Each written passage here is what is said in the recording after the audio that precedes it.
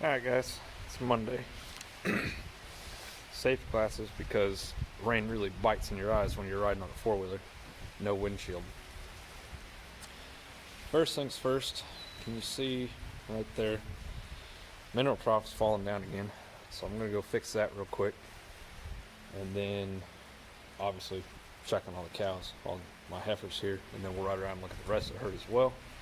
It's raining, kind of sucks.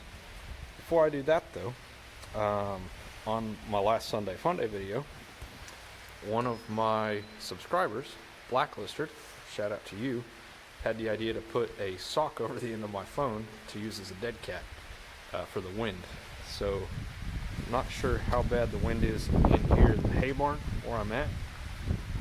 There's kind of some good breeze, I can feel it. Got the sock on there right now. Take that off for just a second. So this is the experiment. We'll see if this works. I thought that sounded like a good idea. Put it back on.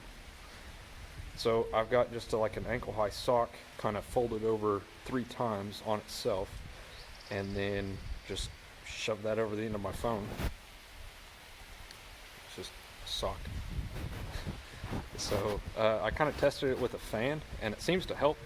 So I'm gonna try that out instead of having to buy a $200 road bike or something like that. I'll just stick a sock over the end of the phone. It seems pretty obvious. So good idea to you. Thanks for telling me or asking me that. I like it, so we're gonna try it out. We'll see how it works. So anyway, cold, rainy, kind of miserable, but work continues. So let's go fix that mineral trough. Alright, we got that put back together.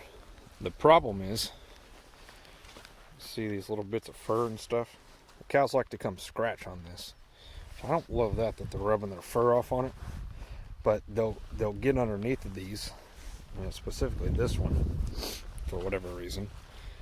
And you can even see right here where they've rubbed some fur off on that piece of wire. They'll get here and they'll rub on it and push on it, and they keep breaking it. Right side is mineral's staying pretty dry, so it is working. And I thought they would probably push that tub out from underneath the cover here, but they just really haven't. It's stayed pretty much exactly where I put it, so that's kind of nice. So it does work, but requires a lot of maintenance. My other one's a lot better. So anyway, this is temporary. Once all these have calved, that looks like a new calf over there. Let's go check that out. Once all these girls have calved, then I'll put them back in with the rest of the herd. This is the one, well, I say that.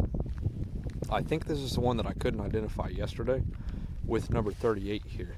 And the last time I saw it, it was with number 38, so I was starting to suspect that that was her calf. But she did not look like she had calved yet, but that's not always a good indicator. So I'm gonna watch them for a little bit, and if I become convinced that that's her calf, I'll go put a near tag in it. And meanwhile, let's go see what's going on over here. Alright, I was mistaken. So these 3, that one over there, and there's another one laying down over there. That's number 18s. But these are all calves that I already knew about. So no new calves over here. So I think we'll go see if I can catch that one that's with 38 and probably put ear tag number 38 in it. So hopefully it's not the wrong one. I don't know if you'll be able to see that on camera, but even with the being cloudy, the Finch charger's still working, so battery's charged. I don't have 38's ear tag in here with me. Don't know how that happened. We'll have to go get it. For now, we're going to go look at the rest of these girls, and they've kind of all gathered up here, so it should be pretty easy. So, normally I don't film this kind of routine stuff, but I was wanting to try out this sock experiment, and the weather's pretty bad today, so you should be hearing some wind right now, normally. So hopefully the sock is working. So anyway, that was a cool idea, so thanks again for that. Alright, so we got an ear tag on number 38's calf. So that one's number 39. It's this one right there. So it's always fun when they're a day or two old and you know, they're not quite strong enough and fast enough to get away from you, but they're strong enough to fight you a little bit, and then they start bawling and making a bunch of noise. That is definitely 38's calf. As soon as it started bawling and I had a hold of it with its head between my legs, you can kind of use your legs on a calf that size as like a makeshift head gate to hold them still while you get that ear tag in there. And he was bawling and crying, and she made me a little bit nervous, but got it in though, no problem. You can see he's going to go back to nursing. So number 38, this one used to be number 50. She's the one that has bad hips. So once we get this calf raised up, I'm probably going to be ditching her. But good looking calf for now, so at least I'll get one out of her.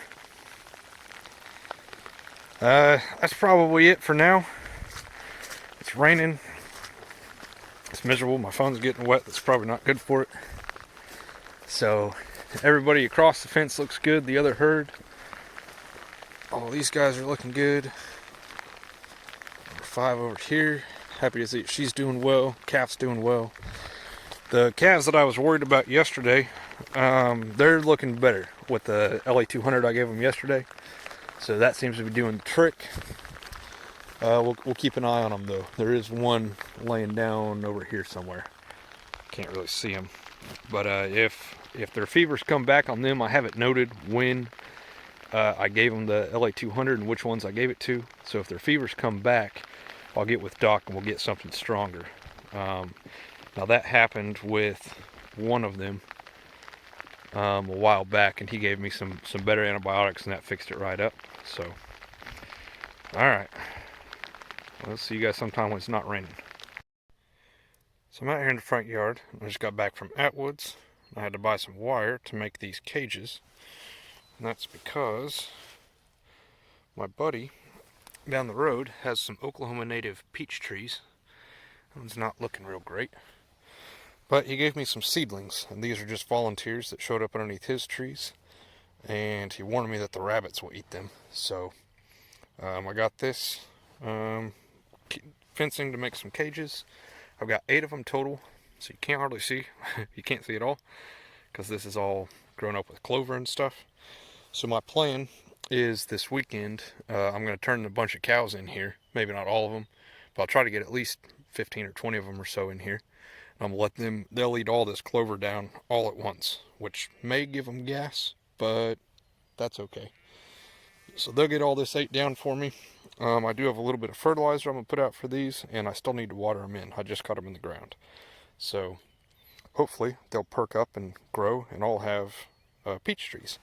So these are Oklahoma native, and so if I can keep them alive, they should grow really good. And in about 2 to 3 years, they'll make some kind of smaller peaches, but they're really good, really sweet, really good peaches. So pretty excited about that. He's got some pear trees as well, and he's going to give me some seeds from those, and I'm going to plant them, start rows over here somewhere, make a few rows of those.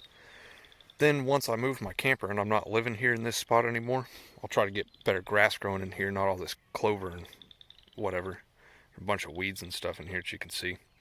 But I'll try to get some better grass growing underneath here, and then occasionally I'll rotate my cows through here just to keep it mowed down for me. But I'll have a little fruit tree orchard, which will be cool. So if these ones don't take, if they don't live, he's got more seedlings that he can probably get me. So we'll see. But we're going to try and grow a little peach and pear tree orchard over here. And then my boss, I think, also has some apple trees that grow pretty good. So maybe I can get some seeds from him. And we can get some apple trees in here too. So anyway, I'm going to get these cages put out. And I got to get these watered in. And throw a little bit of fertilizer on them. Alright, so I put some fertilizer down. And then the only good water I have is my bottle. It's a good size. So starting to water them. I gave them all a little bit of fertilizer. Show you this one. This one looks pretty good. Looks better than the other ones. See, he's kind of perked up in there. So that one looks pretty good. The rest of them were pretty wilty looking. So he actually gave me these yesterday. He brought them to work for me, and I forgot them. So it was raining anyway, which actually would have been a really good time to plant them, I guess. But I didn't, because I forgot them. I didn't realize it till I was almost all the way home. I didn't feel like going back. Had to check on cows. It was already, raining and stuff. I think there's a puddle over here that I could fill this out of. Yeah. So where my camper's at used to be a trailer house, and they scraped up a big chunk of the topsoil right here in order to build a pad for that trailer house. I don't know if this is going to be deep enough. Oh yeah. There we go. So, free water. And anyway, they scraped it up right out of there, and so now I've got a really bad low spot right there that holds water real bad. So, once I get these watered, I also got a little thing of 7. I'm going to sprinkle that kind of around the area. There's a bunch of caterpillars that eat this this weed. I just want to make sure they stay out of the trees. So let me get these watered, and that's all.